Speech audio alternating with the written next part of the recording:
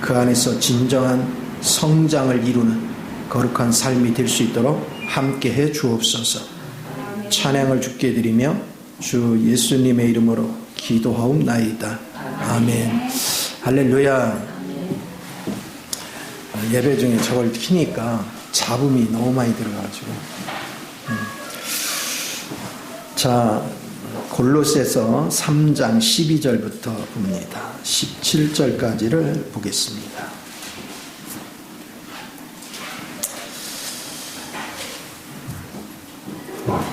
우리 한번 교독해 봅니다. 그러므로 너희는 하나님이 택하사 거룩하고 사랑받는 자처럼 긍휼과 자비와 겸손과 온유와 오래 참음을 옷 입고 누가 누구에게 불만이 있거든 서로 용납하여 피차 용서하되 주께서 너희를 용서하신 것 같이 너희도 그리하고 이 모든 것 위에 사랑을 더하라. 이는 온전하게 매는 띠니라.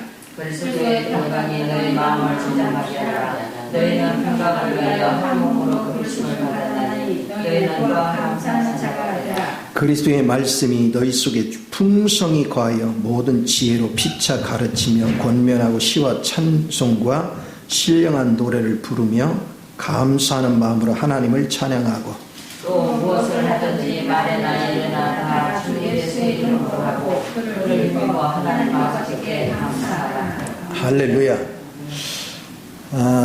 우리가 1장에서는 주님이 어떤 분인지에 대해서 설명을 했어요. 그분은 하나님의 형상을 입은 분이시고 창조주의 으뜸이시고 부활의 으뜸이 되시는 분이다. 그렇기 때문에 그분을 우리가 생명으로 받아들이면 그분 밖에서 일어나는 어떤 전통이나 문화나 철학이나 다 필요 없는 것이다. 그런 것들을 인해서 이거 해라 저거 해라, 이날은 지켜라 저날은 지키지 마라, 아니면 이런 은사를 구하라 저런 은사를 구하라, 다 은혜 밖에서 하는 일이다. 은혜 안에서는 굳이 그럴 필요가 없어요. 그래서 앞에서 3장 1절에서 11절까지에 우리는 그리스도의 생명싸개 안에 있고 그리고 그리스도가 우리 생명이 돼 있다. 그러면 자연스럽게 내 안에 누가 사는 거예요? 그리스도가 사는 거예요. 그러면 누구 인격이 나와야 돼요? 그리스도 인격이. 여기는 뭐 다 인격 나오니까 신경 안 써도 되는데 저쪽 동네에 있어요. 그래서 자, 어떻게 인격이 나타나냐? 그러므로 너희는 하나님이 택하사 거룩하고 사랑받는 자처럼 긍휼, 자비, 겸손, 온유, 오래 참음을 옷 입고. 이게요 그리스도의 속성이에요. 속성이라는 거는 노력할 필요가 없어. 자동으로 그렇게 나오는 거예요. 돼지는 지가 똥 싸놓고 그 위에 뭐예요? 둥글은 뭉개요. 왜냐? 속성이 그래요. 그러니까 돼지한테 너 그냥 청소해놓고서 똥 싸기만 하면 죽는다 너? 그렇게 한다고 안 들어요? 또 똥 싸요. 근데 양은 더러운 걸 싫어한대요. 양은 더러운 걸 싫어한대요. 깨끗한 걸 좋아한대요. 그러니까 우리가 하나님의 속성을 입으면 자동으로 이렇게 되는 거예요. 그래서 여러분이 막 겸손해지려고 노력할수록 더 교만해지고 온유하려고 노력할수록 더 성질이 못되죠. 그런 본성이 나와요. 그런데 우리가 그리스도를 안으로 침례돼서 그리스도를 먹고 마시고 자꾸 누리면 자동으로 이 속성이 나오는 거예요. 그러면 이 속성이 나오면 누가 가장 행복할까요? 내가 행복할 거예요. 그리고 이 속성이 나오면 주변 사람도 나로 인해서 불편해요, 기뻐요. 즐거운 거예요. 이게 성경이에요. 그러니까 우리가 예수를 믿으면 이런 인격으로 자꾸 바뀌어야 돼요. 새로워져야 돼요. 거룩한 건 아주 자연스러운 것이고 그래서 우리는 이렇게 살으라고 가르치는 것이 아니라 그리스도를 먹고 마시는 훈련이 되면 자동으로 이렇게 사라지는 거예요. 그리고 옛사람의 속성은요, 주의 이름을 부르거나 기도를 하거나 성경을 아멘으로 먹거나 주님을 양식으로 자꾸 먹으면, 주님을 양식으로 먹는다는 것은 두 가지 관점을 먹는 거예요. 하나는 예수님이 십자가에 못 박혀 죽으실 때 우리의 모든 죄와 우리의 옛사람과 모든 옛창조에 속한 것과 사단에 속한 모든 것을 같이 못 박은 거예요. 그래서 피 흘리신 거거든요. 그러니까 우리가 그 의식을 붙잡고 있으면 피를 먹은 거예요. 주님의 보혈을. 그런가 하면 주님의 부활 안에 있는 내용을 이렇게 사랑이 뭐고 온유가 뭐고 겸손이 뭐고 그분이 자꾸 조금씩 사라지면 그게 알아져요. 어느 날 겸손하려고 노력한 게 아니라 어느 날 자신을 보니까 예전에는 성질이 못됐는데 많이 보들보들해지는 거예요. 자기도 모르게.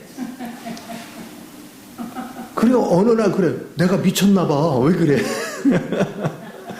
자기가 아닌 거야.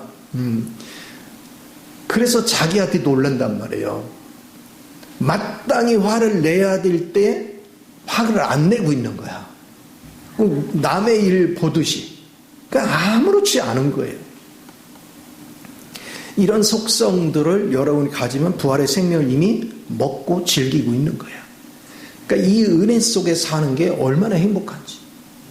그러면 여러분이 이런 인격 안에서 살면 생각을 해보세요. 주변 사람이 그런 인격을 가진 사람을 좋아할까요? 싫어할까요?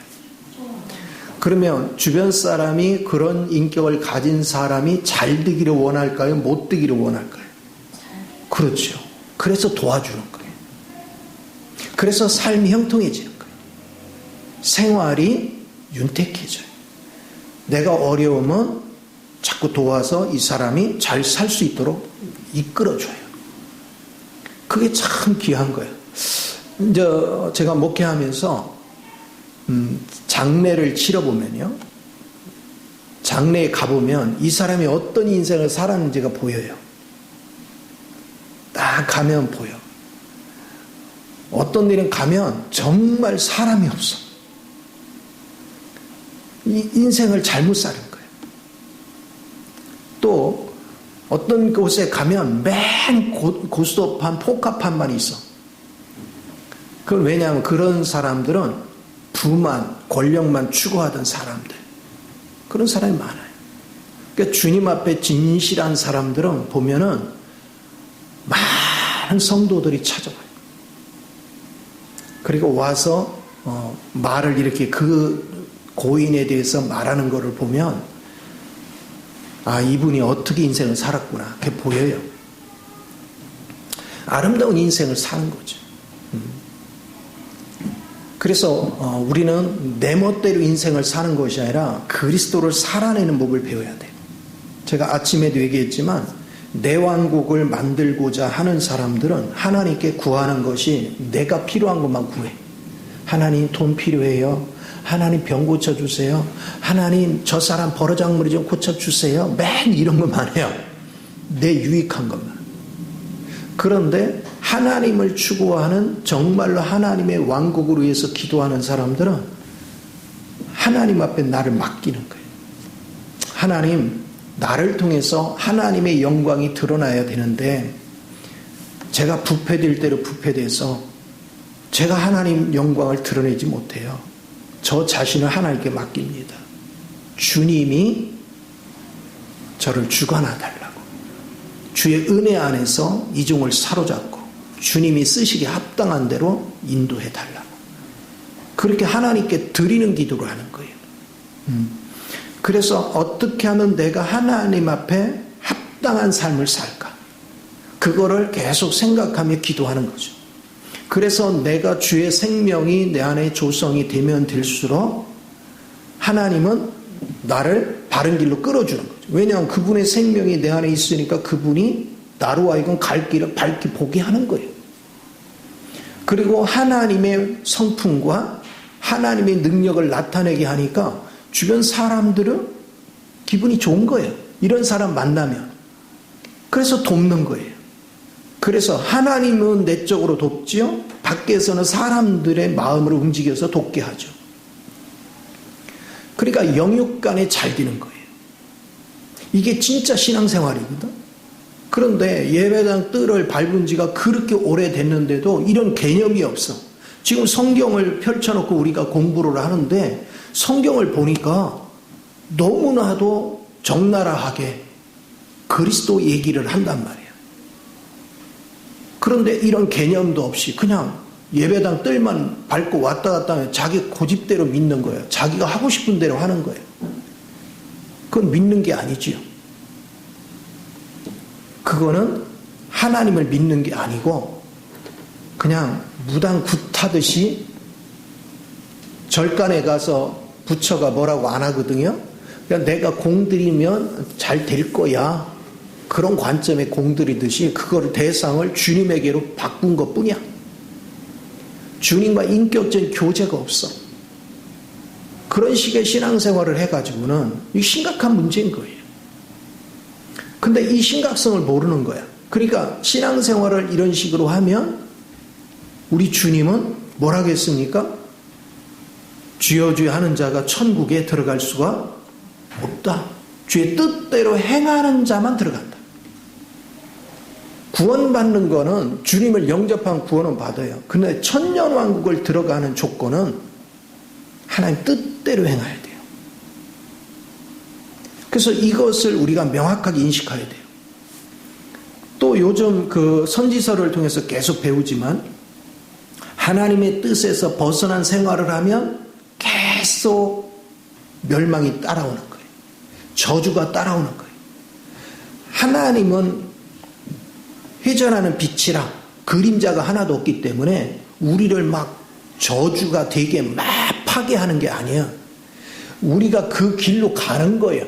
사탄이 나를 파괴하는 길로 가는 거예요. 저주 라인을 타고 가는 거예요. 주님이 그리가 망한다. 나를 따르라. 내 생명을 따르라. 내 생명을 먹고 너는 나를 따르라. 그러면 네가 살리라. 그런데 네가 그 반대편으로 지식나무나 선악과를 먹고 저 길을 네가 옳다는 길을 가면 정령코 뭐하리라? 죽으리라. 멸망하는 거예요. 그러니까 사람들이 예수를 믿으면서도 진리를 모르고 무대뽀로 믿으니까 매일 하나님께 헌신한다고 했는데 망하는 길을 골라서 가는 거예요. 그러니까 삶이 고달프죠. 우리가 하나님의 뜻대로 사는 것만큼만 하나님의 복이 따라오는 거예요. 그럼 우리가 어찌됐건에 신앙생활을 했으니까 안 할 때보다는 하나님 따르는 양이 많겠어요? 적겠어요? 조금이라도 좀 낫겠죠? 그러니까 그만큼 살만한 거야. 근데 중요한 거는 하나님의 자녀는 저주의 길을 가는 거를 하나님이 결코 용납하지 않아요. 기뻐하지 않아요. 그래서 사탄에 잡히지 않게 하려고 더 혹독하게 성령님의 징계가 따르는 거예요. 다루는 거예요. 그 징계는 우리를 죽어라 때리는 게 아니라 살리려고 때리는 거예요. 그게 차원이 다른 거예요. 그래서 성령님이 하시는 것은 우리를 시험하는 거예요. 무슨 시험? 테스트. 사탄이 하는 건 템테이션, 유혹하는 거예요. 나를 망하는 길로 끌고 가서 멸망당하게 하는 거예요.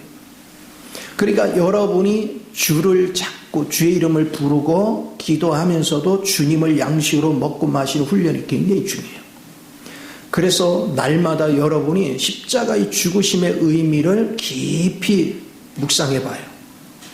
그리고 부활 안에 있는 실제를 깊이 여러분이 묵상을 해봐요. 그러면 하나님의 영이 기름 부음이 일어나면 주님의 그 십자가의 의미가, 주님의 희생이 무엇을 담고 있는지를 알게 돼요.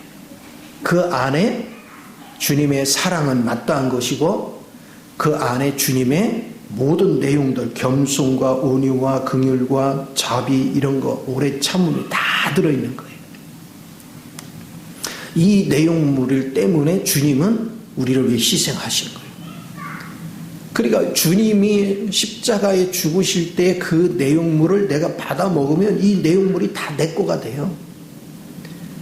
신기하게 이 은혜 속에서 이제 하늘의 빛 가운데 바라보고 있으면 하나님이 빛 가운데 있는 그분의 능력에 속한 것, 권위에 속한 것, 그분의 풍요로움에 속한 것, 그것들이 보이기 시작해요. 만져지기 시작해요. 그분의 지혜와 지식과 근본들이 다 만져지고 체험되기 시작해요.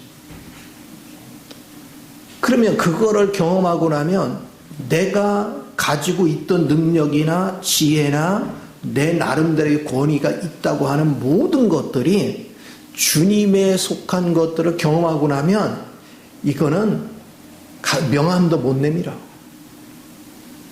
부끄러워서 차마 옛날에는 자랑 뻐기고 했는데 부끄러워서 내세울 수가 없는 거예요.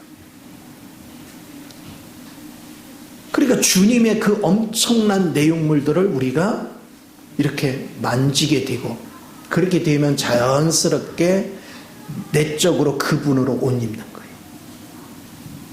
그분의 인격으로, 그분의 성품으로, 그분의 온유와 긍휼과 겸손과 그분의 사랑, 이 모든 것들로 내가 옷 입어지는 자연스럽게.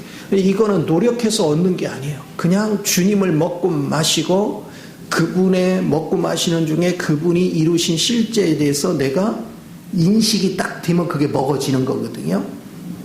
그렇게 되면 나도 모르는 사이에 내 인격이 바뀌어요.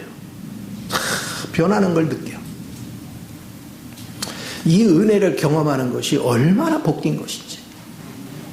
그래서 신앙생활을 하면서 주님에 관계되는 이런 내적인 흐름을 우리가 만지기 시작하면 여러분은요, 그때부터는 하나님에게서 벗어나 딴 거에 하게 하려고 하면 할수록 더 하나님께로 매달려. 왜냐하면 이 맛을 봤거든.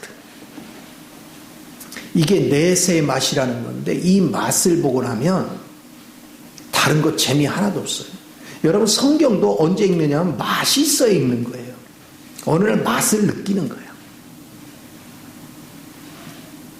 성경 속에 정말로 상상을 초월하는 이런 내용물들이 가득 차 있어요.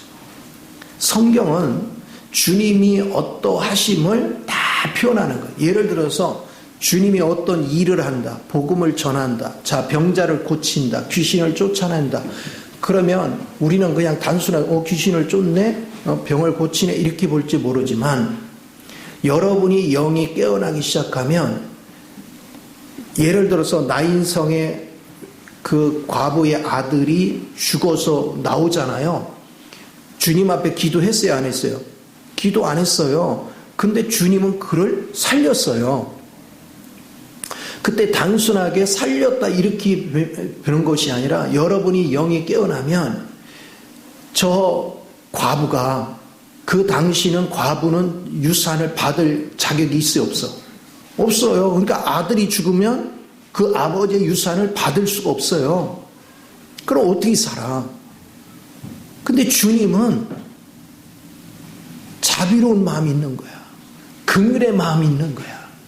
그러니까 구하지 않아도 저 여인의 신세를 보니까 아픈 거죠. 그래서 그를 살려내는 거예요. 그러니까 그 한 장면을 보면서 주님의 사랑이 긍휼을 나타내고 자비를 나타내고 또 거기다가 부활의 생명 안에 있는 죽은 자도 살리는 능력을 나타내고 그리고 또 모든 사단의 괴계를 명할 수 있는 권위가 가지고 있구나. 죽은 자도 살리는 권위가 있어. 사망까지도 주님의 말씀에 순종할 수밖에 없는 권위를 가지고 있구나. 또 사망으로부터 살려서 이렇게 세우는 능력을 가지고 있구나 하는 다양성에 대해서 여러분이 보이는 거예요. 만져지는 거예요. 그러니까 사건 하나하나마다 주님의 그 다양한 성품에 속한 내용들이 만져진단 말이에요. 어느 날. 그러면 성경이 그냥 글이 아니고 입체적으로 실제 활동하시는 주님의 내용물이 만져지는 거죠. 이게 경험돼야 돼요. 그래야 성경이 맛이 달라지는 거예요. 주님은 생생히 살아계신 은혜를 보는 거예요. 우리가 처음 본 사람인데도 딱 처음 겪어서 대화 몇 마디 하면 아우 사람이 참 어떤 사람 참 교만하네. 근데 어떤 사람 참 겸손하시다. 참 사람이 온화하다. 그런 거 느껴요? 못 느껴요? 느끼죠? 그러면 우리 주님은 더 강렬하겠죠? 그런 내용물이 주님은 강렬하단 말이에요. 그러니까 주님이 어떤 거에 대해서 행동을 취하면 단순하게 그분이 병을 고쳤네가 아니라 그 상황마다 주님의 어떤 성품이 드러났고 어떤 능력이 나타났고 어떤 권위가 나타난지를 캐치할 줄 아는 거예요. 그게 내가 느껴지는 거예요. 만져지는 거예요. 이제 그런 것들이 자꾸 느껴지고 만져지면 그 내용물이 내가 먹어지는 거지요. 그러다 보면 나도 어느 순간에 그 주님의 성품으로 내가 변화되는 나를 보는 거예요. 그리고 자연스럽게 그것을 경험하면 나의 옛 모습들은 그냥 나도 모르는 사이에 눈 녹듯이 사라져버려요. 이렇게 하면서 우리가 실제가 되는 거예요. 이게 신앙생활의 묘미입니다. 그래서 참 맛을 느낀다는 것이 얼마나 귀한지. 오늘 그 송도에 있는 요양원에 가서 말씀을 전하는데 어이구 막 우리 이제 어르신들이요 얼마나 이제 똘똘해졌는지 맨 처음에는 아무도 말귀도 몰아두고 멍하고 있었거든요.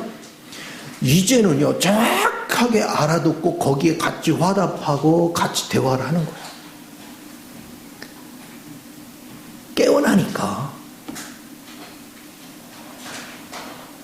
그 깨어난 사람들 이렇게 보니까 아, 저 양반이 꼭 공부 좀 한 사람이구나. 한때 좀 영리한 삶을 살았던 사람이구나. 저 사람 좀 부유하게 살았던 모양이다. 뭐 이런 게 느껴져요. 그분들이 이렇게 표현하는 거를 보면 그게 느껴져요. 그래가지고 오늘도 한 분이 너무나도 성숙한 거예요.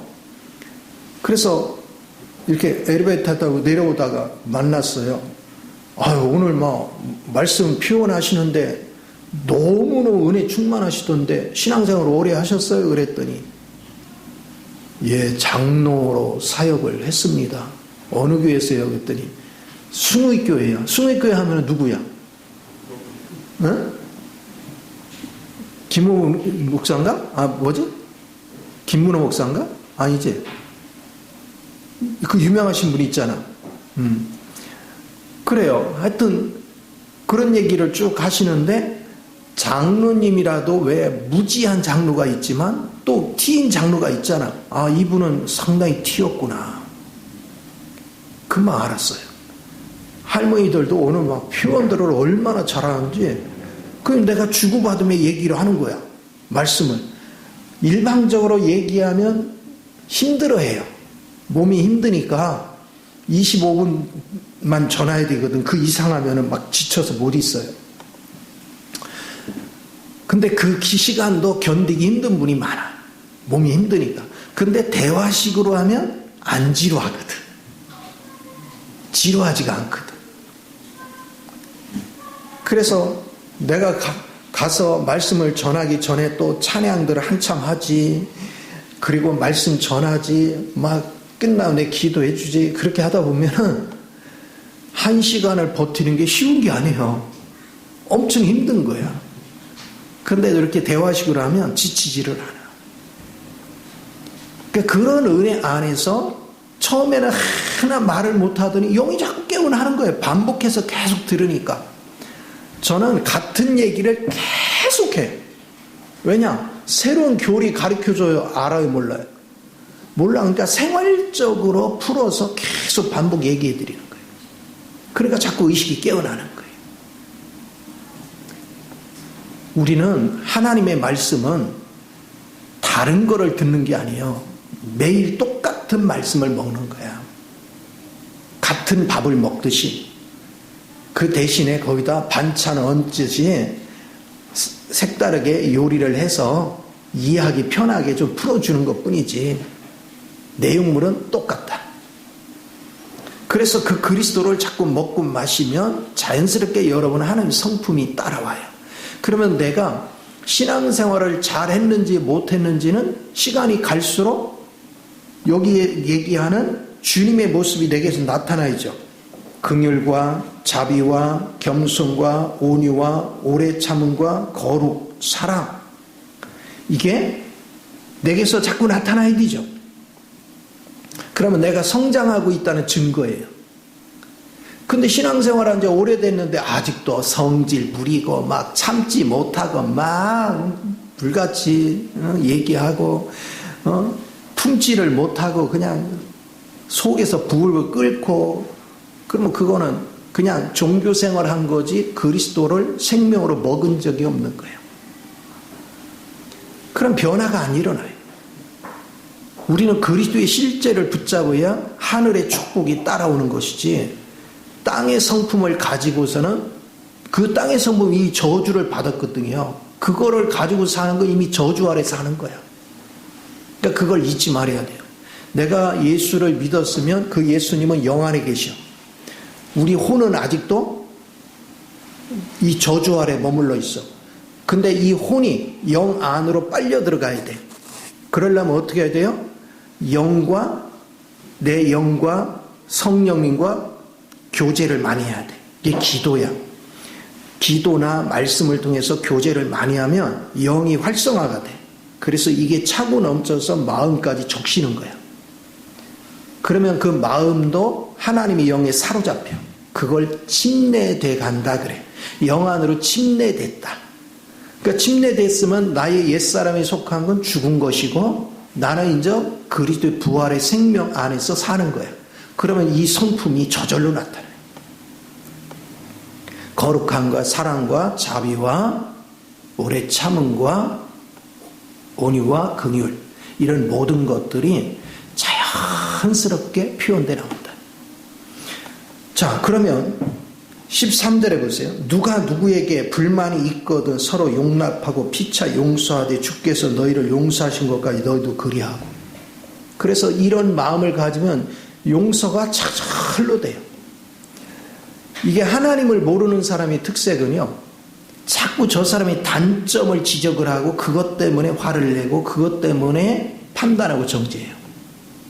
근데 그리스도 부활의 생명을 간 사람은 단점을 주목하는 게 아니에요. 아직 덜 처리된 단점이 아니라 저 안에 심겨져서 자라고 있는 그리스도를 주목하는 거예요. 저 사람 심령 안에 자라고 있는 그리스도를 보는 거예요. 아직 덜 처리된 옛사람을 주목하지 않아요. 그리고 그 그리스도가 자라게 하면 저절로 이 그리스도가 성장하는 것만큼씩 내 옛 성정은 소멸이 되겠죠. 그래서 키워주는 거예요. 축복하는 거예요. 그래서 영이 깨어있는 사람은 비판하거나 판단의 말을 하지 않아요. 그 판단하고 정죄하는 사람은 아직 옛사람 속에 사는 사람이에요. 쉽게 말하면 저주 아래서 살고 있는 거예요.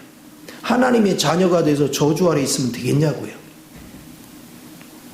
그런데 그리스도 안에 머물러 있는 사람은 항상 뭐하냐, 그 사람이 아직 못 깨달아서 그래, 우리 같이 기도해 주시다. 또 그 사람한테 용기를 줘. 격려해. 처음부터 다 그렇게 잘 되는 거 없어. 하루아침에 되지 않아요. 우리 같이 기도하면서 용기를 내봅시다.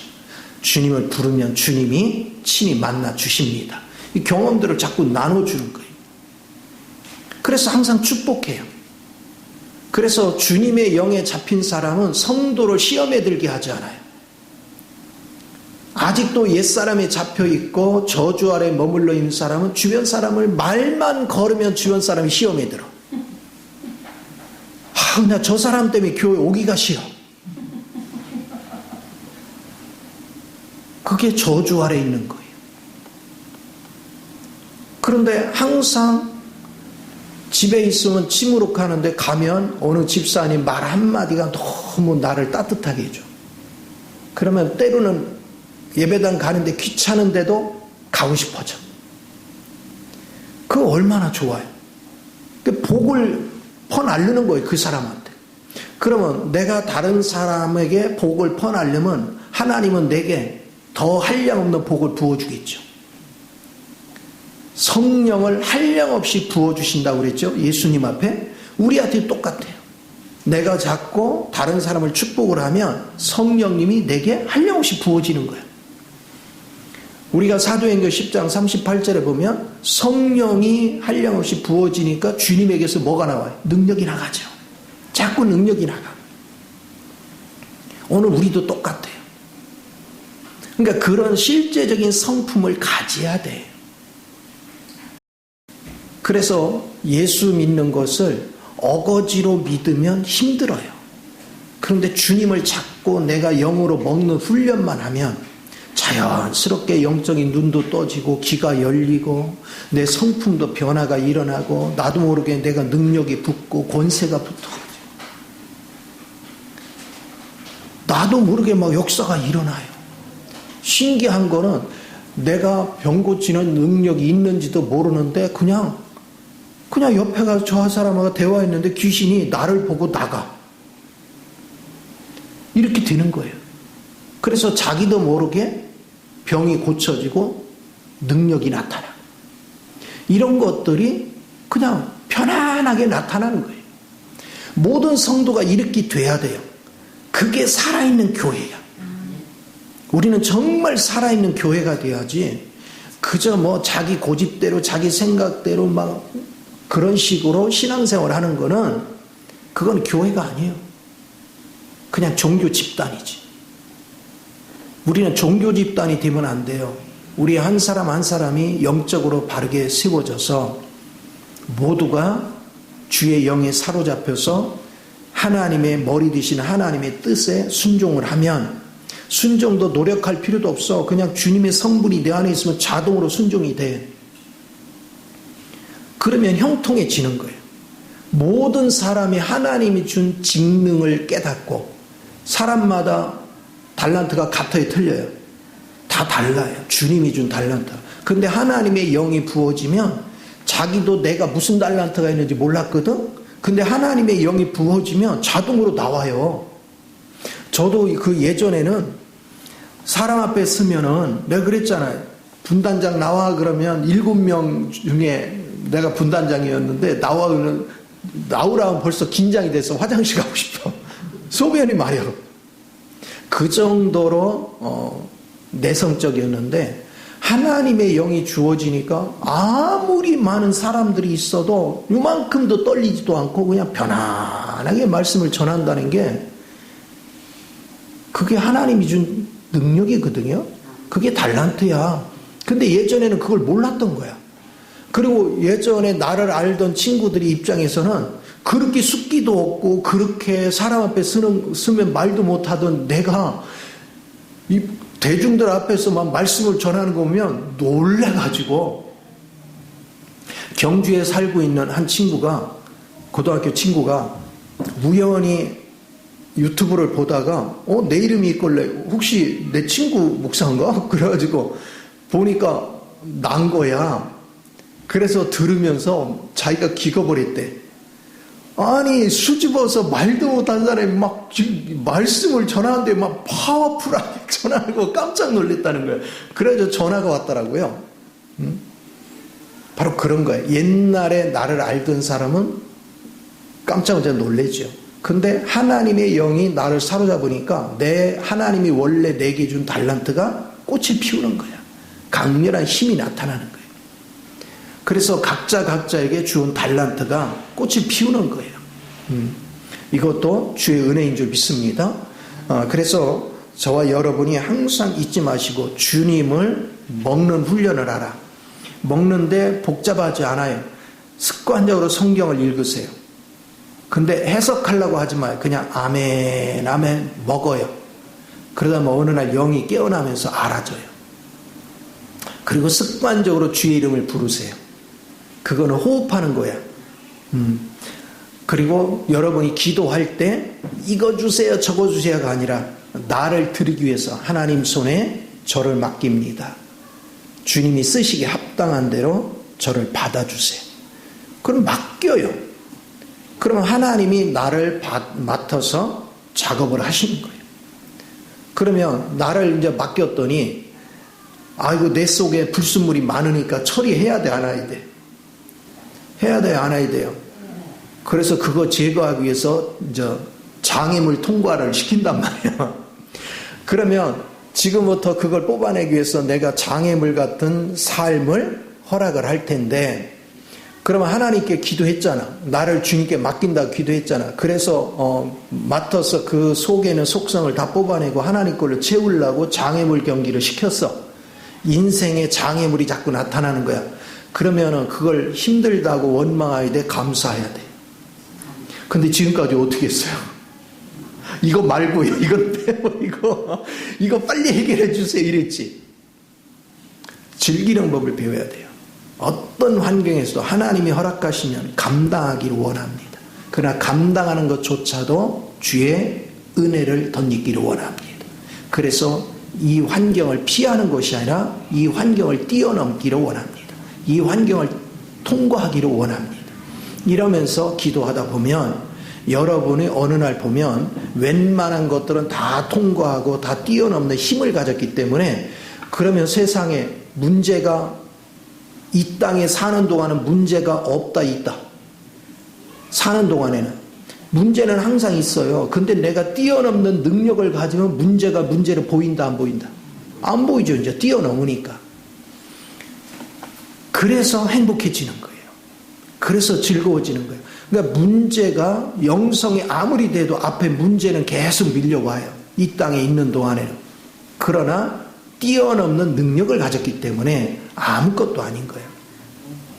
늘 얘기하지만 3살짜리가 아장아장 걷다가 돌멩이 하나, 그 조그만 돌멩이에 걸려도 넘어지죠. 그런데 조금 나이가 먹으면 어떻게? 안 넘어지잖아. 그걸 돌을 치우든지 자기가 그 돌을 건너뛰거나 그렇게 하죠. 내가 영적으로 자라면 그렇게 되는 거예요. 하나님은 주님의 성품을 입혀서 그렇게 만들어요. 14절에 이 모든 그의 사랑을 더하라. 이는 온전하게 매는 띠니라. 그러니까 저절로 이 앞에 있는 내용물은요, 주님의 사랑이 있기 때문에 자동으로 나타나는 거야. 다 사랑에서 나오는 거야. 그러니까 뭐 일부러 사랑의 띠를 띠려고 애쓸 필요가 없어. 저절로 사랑의 띠가 입혀져. 주님을 먹고 마시다 보면. 그게 신앙생활이에요. 참 신앙생활은 결코 어려운 게 아니에요. 이제 주님을 제가 자꾸 이렇게 경험하면서 알아지는 것이, 이렇게 믿는 게 재밌는 거구나. 성경이 얼마나 꿀맛 같은지 몰라. 주님의 그 환경에서 주님에게서 나타나는 그분의 성품, 그리고 그분에게서 나타나는 권위와 능력, 그분의 성품들이, 그리고 그분이 창조한 세계를 향한 지혜와 지식이 막 이렇게 느껴져 오기 시작하면요, 와, 황홀해요. 정말 황홀해요. 그런데 그 복잡한 것들이, 세상은 보세요, 하나님이 다 만드셨는데 인간은요, 박사라는 사람도 자기 연구한 분야만 알죠. 연구한 분야도 다 알아. 자기가 연구한 것만큼만 알아. 깨달은 것만큼만 아는 거야. 그 이상은 몰라. 의사들이 그러잖아요. 의사들이 제일 잘하는 의사가 자기 전문 분야도 40%도 모른대. 그만큼 하나님은 정교한 거예요. 이런 이치들을 우리가 봐야 돼요. 제가 종각에 다니던 그 병원 의사가 항상 하는 소리, 심장 초음파를 할 때마다 심장 판막을 이렇게 올렸다 내렸다 하는 그 이름을 내가 잊어버렸는데, 이게 있거든요. 근데 이건 평생 쉬지를 않고 하는 거야, 이게. 근데 이제 나이가 들면 이 근육이 늘어나. 그러니까 이게 힘이 약해지는 거야. 그러니까 뭐냐면 피를 밖으로 내뿜었으면 역류를 하면 안 되잖아. 그런데 이게 늘어지니까 역류를 하는 거야. 역류를 하니까 피가 저쪽 보내는 게 부족하니까 빨리 또 움직여야 되잖아. 그래서 혈압이 높아. 혈압이 높아져. 그러니까 약을 먹어서 이 근육이 늘어진 걸 바로 잡아줘야 돼. 그래서 이 문제를 해결하려고 의사들이 연구를 엄청나게 했대요. 다른 건 다 만드는데 이걸 만들려고 못 만드는 거예요. 왜? 인간이 만들면 쉬지 않고 이걸 움직이는데 고장이 많아. 바로 고장이 나. 얼마 안 가서. 심각한 문제예요. 근데 심장은 호흡을 멈추면 안 되는데 고장이 나면 안 되잖아. 그 정도로 인간이 아무리 연구를 해도 주님에 속한 걸 다 알 수가 없어. 근데 우리 하나님을 생명으로 받아서 그 영이 나를 이끌어 가면 내가 알아야 될 부분은 하나님이 깨우쳐 준단 말이에요. 그러면서 주의 길을 가는 거예요. 그러니까 참 재밌어요. 신앙생활이 하나님이 움직이는 세계에 대해서 눈을 뜨기 시작하면 신앙생활은 너무 재밌어요. 그런데 예수를 믿고도 몇십 년을 믿고도 이 원리를 몰라서 부부끼리 여전히 싸우고 부모 자식까지도 막 때로는 소리 지르고 또 환경에 조금만 어려우면 낙심하고 좌절하고 내일의 염려 근심으로 사로잡혀 살고 그 왜 그래요? 영이 자라지를 않아서 그래요. 머물러 있어서 그래요. 옛사람의 모습으로. 그리고는 자기가 변하고 자기가 영적으로 자랄 생각을 하게 되는데 하나님 이거 해결해 주세요. 저거 해결해 주세요. 나는 안 자라고 주님 이거 해결해 주세요. 돈 문제 해결해 주세요. 건강 문제 해결해 주세요. 맨날 이렇게 구걸만 해. 내가 그리스도로 짜여져서 그리스도로 자라면 근본적인 문제가 해결되잖아요. 왜? 그 문제 어떤 문제도 해결할 수 있는 생명이 내 안에서 자라 있으면 걱정할 게 뭐가 있냐고. 다 극복할 수 있는 거죠. 이거를 알아야 돼요. 예수님도 두 제자들을 전도할 때 이렇게 보내잖아요. 보내면서 뭐라 하겠습니까? 이리 때 가운데 보내는 것 같다. 그리고 또 예수님이 뭐라 하겠습니까? 세상 사람이 지혜가 뛰어나대. 세상 사람. 그러니까 이 제자들한테 뭐냐면 너희도 뱀처럼 지혜로워라. 세상 사람이 뱀처럼 지혜로워요. 그러면 그 세상의 지혜보다 뛰어나야 그들을 이기잖아. 그 지혜는 누구야? 그리스도죠. 내가 그리스도로 의지해 살면 뛰어난 지혜를 갖는 거예요. 이게 대단히 중요해요. 그래서 중요한 거는 환경에 어려움이 없었으면 좋겠는 거가 아니라 세상에 일어난 어떤 환경이 와도 그걸 뛰어넘고 이길 수 있는 능력을 내가 갖는 거예요. 그러면 진정한 자유함이 있죠. 자, 이렇게 될 때 뭐가 있느냐? 이렇게 보세요. 15절에 그리스도의 평강이 너희 마음을 주장하게 하라. 너희는 평강을 위하여 한 몸으로 부르심을 받았나니 너희는 또한 감수하는 자가 되라. 보세요. 환경을 뛰어넘을 정도가 되면 불안해요, 안 불안해요? 안 불안해요. 그러니까 평안한 거예요, 항상. 평안한 마음이 너를 지배하게 하라는 얘기는 거칠 것이 없는 거. 이제 주님의 생명을 가지니까 주님이 창조주시고 모든 환경을 이기신 영이야. 그 영으로 내가 무장되니까 그분이 내 안에서 사시니까 이미 다 이긴 거잖아. 그분은 성육신 하시고 인생을 하시고 공생애를 사시고 십자가에 죽으시고 음부까지 내려가시고 사망을 이기고 음부를 이기고 승천하셔서 하나님 보좌 우편에 앉기까지 이 모든 이긴 영이, 그 영이 누구 안으로 들어왔어? 내 안으로. 그게 살려주는 영이에요. 근데 내가 그 영을 의지해 살면 이미 이겼기 때문에 두려울 게 뭐 있냐. 그래서 당당하게 살 수 있는 거예요. 즐겁게 행복하게 살아갈 수 있죠. 이게 대단히 중요한 거예요. 그렇게 되면 이제 우리는 뭐예요? 나는 내가 살았으면 백발백중 넘어지고 좌절하고 슬퍼하고 했는데 아니 주님이 내 안에 자라니까 어느 날 보니까 아무것도 아닌 거야. 마음이 편한 가운데 즐겨. 그리고 사탄이 오히려 나를 보고 이제 기겁을 하고 36개 주랭장 도망을 가. 얼마나 행복해요.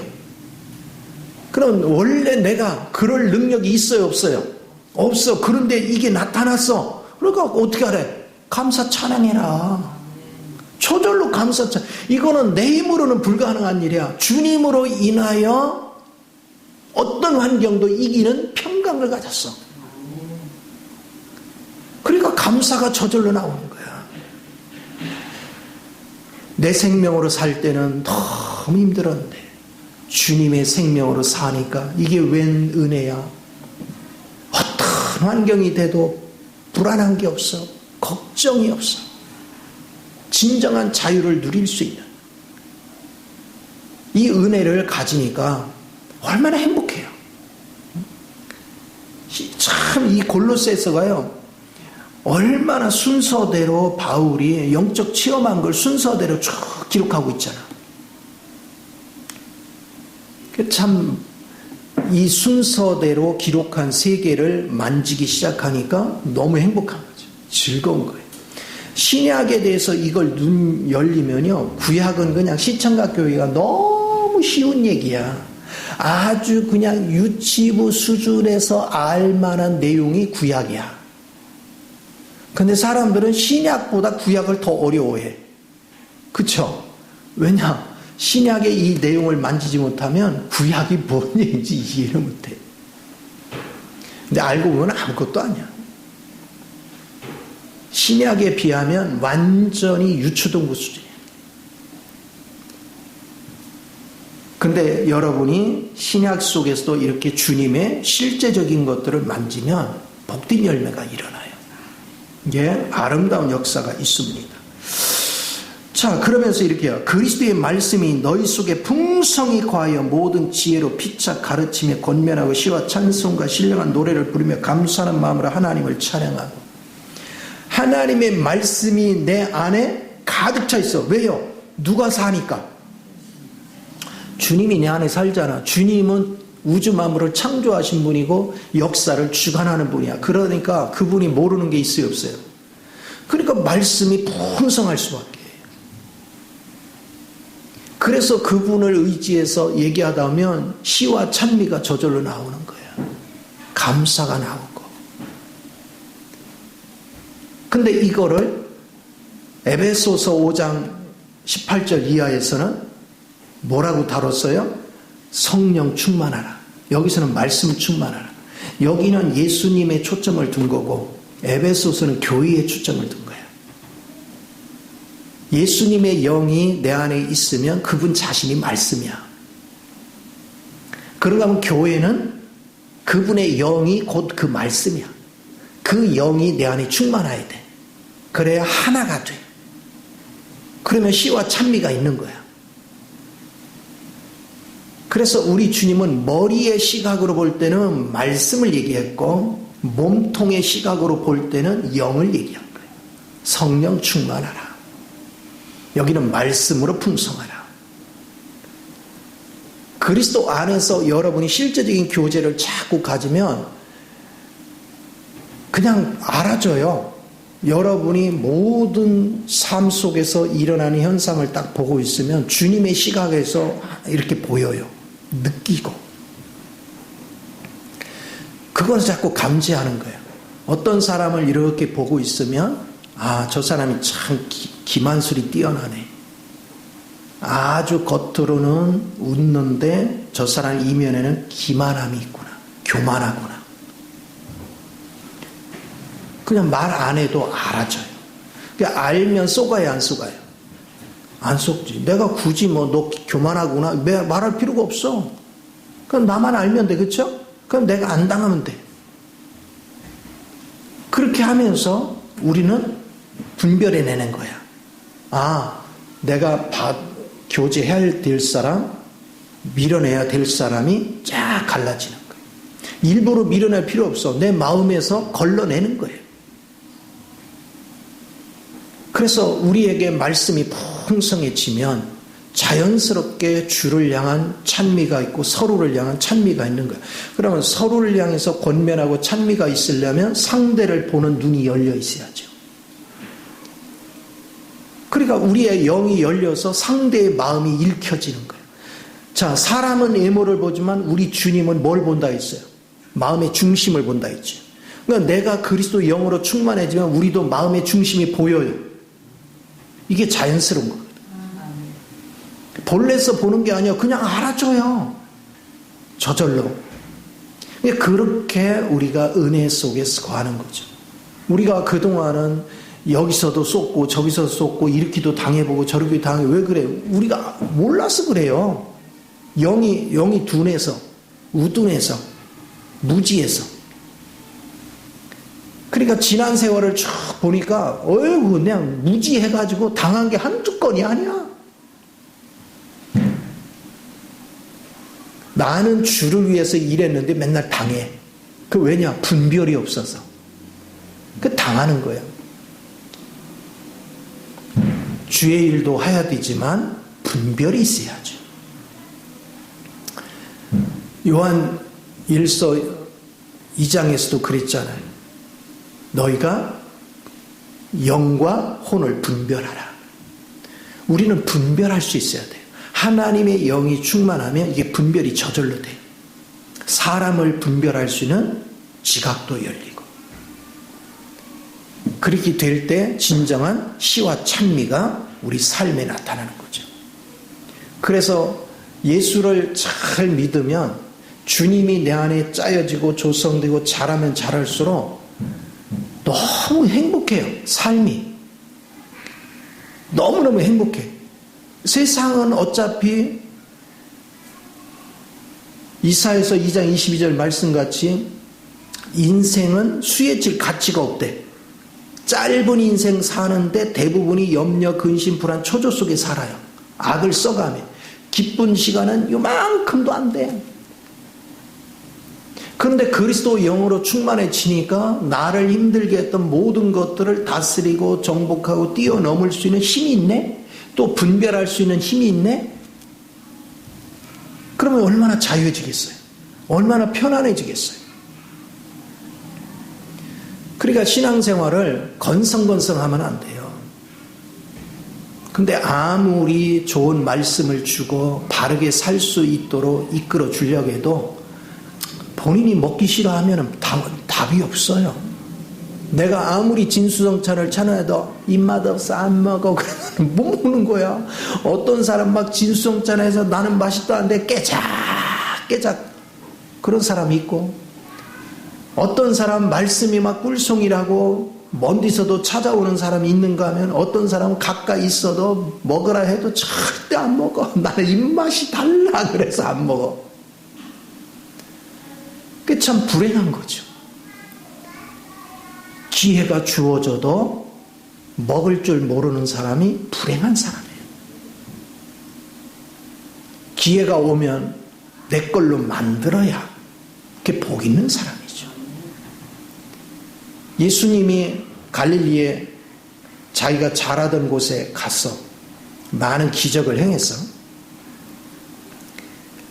그런데 거기 사람들은 뭐라고 얘기했습니까? 내가 죄를 아는데, 제 어려서 클 때를 내가 다 봤는데, 제 부모가 누군지도 아는데, 제 형제가 누군지도 아는데, 근데 쥐가 하나님이래. 쟤 웃긴다. 근데 막 기적을 일으켜 병을 고쳐. 그건 또 신기하다. 그러나 하나님이라는 건 그 웃긴다. 내가 아는데 껍데기만 봤지 속의 내용을 못 본 거지. 그러니까 더 큰 기적을 일으키지 않아요. 기회가 왔는데도 내 걸로 삼지 못해. 그러니까 주님이 뭐예요? 하늘을 우러러 기도하시잖아. 옳소이다. 이것이 하나님의 뜻입니다. 진리를 사모하는 자는 귀한 것을 받아 먹을 줄 아는 거고, 진리를 사모하지 않는 자는 귀한 걸 쥐어 주어도 못 먹어. 뭐가 귀한 거를 몰라. 그러니까 우리 인생을 허비하지 말자. 이제 우리들이 이제 나이대가 이 정도 오니까 어떻게 앞으로 살 날이 더 많아요? 갈 날이 가까워요? 응? 사실 우리가 이 나이쯤 되면 언제 가도 할 말이 없어요. 알 수 없어. 20, 30년 더 살 수도 있지만 그냥 돌아서서 인사했는데 내일이 안녕이 될 수도 있는 것이기 때문에 우리 진짜 경각심을 가져야 돼요. 주님 만날 날은 가까운데 내가 아직도 주님을 모른다? 그리고 주님 심판대에 선다? 심각한 일이죠. 준비가 돼 있어야 돼요. 그래서 정말로 우리는 어떻게 하든 내가 하나님의 실제를 아는 일에 집중해야 돼요. 자, 그렇게 되려면 여러분이 이제 주님이 내 안에 조성이 되면 무엇을 하든 나로 인해 하면 안 돼. 누구로 인해서 해야 돼요? 주님으로. 그래서 17절에 이렇게 해요. 무엇을 하든지 말에나 일에나 다 주 예수의 이름으로 하고 그를 힘입어 하나님 아버지께 감사하라. 주의 이름으로 하라는 얘기는 그냥 주의 이름으로 일하겠습니다 이게 아니고 인격이신 그 주님이 친히 내 주인이 돼서 일을 하게 하란 말이에요. 주님으로 일하게 해. 그리고 우리는 그분이 이룬 거를 감사하면 돼. 이게 실제적인 삶이 돼야 돼요. 그러니까 주님을 살아내는 일이 내게서 자연스럽게 흘러나와야 우리는 주님을 맞이할 준비를 한 거예요. 이 땅이 시련이 끊이지 않은 것을 하나님이 그대로 허락해 두는 이유는 그 시련이 있어야 내가 그 시련을 돌파할 수 없으니까 누구를 찾아요? 하나님을 찾는 거예요. 그래서 하나님이 그걸 이길 수 있는 능력을 내 안에 자꾸 공급해 주어서 일정 기간이 지나면 모든 환경을 이제 이기는 힘이 내 속에 넘치는 거예요. 그것은 바로 그리스도의 생명으로 자랐기 때문에 그래요. 우리가 그리스도의 생명으로 자라 있을 때 무슨 일을 하든 내 힘으로 하는 게 아니라 주의 이름으로 주님이 친히 내 생명이 돼서 모든 일을 해나갈 때 우리 삶이 형통해지는 역사를 이루게 되는 줄 믿습니다. 이럴 때 우리의 삶이 감사가 넘치는 거예요. 우리 하나님이 귀하게 여기는 우리 하나님의 귀한 백성들이 주님의 실제 영 안에서 짜여지고 조성돼서 어떤 환경을 뛰어넘을 수 있는 능력자가 돼서 하나님을 찬미하고 하나님 앞에 영광이 되는 그런 삶이 되기를 예수 이름으로 축원을 드립니다. 기도합니다. 존귀하신 주님, 크신 은혜와 사랑을 감사합니다. 참으로 온전한 믿음, 온전한 생명의 길을 주님 안에서 찾고 그 주님으로 인하여 날마다 승리의 길을 걷는 거룩한 자녀들이 될 수 있도록 은혜에 더하여 주옵소서. 찬양을 주께 드리며 주 예수님의 이름으로 기도하옵나이다. 아멘.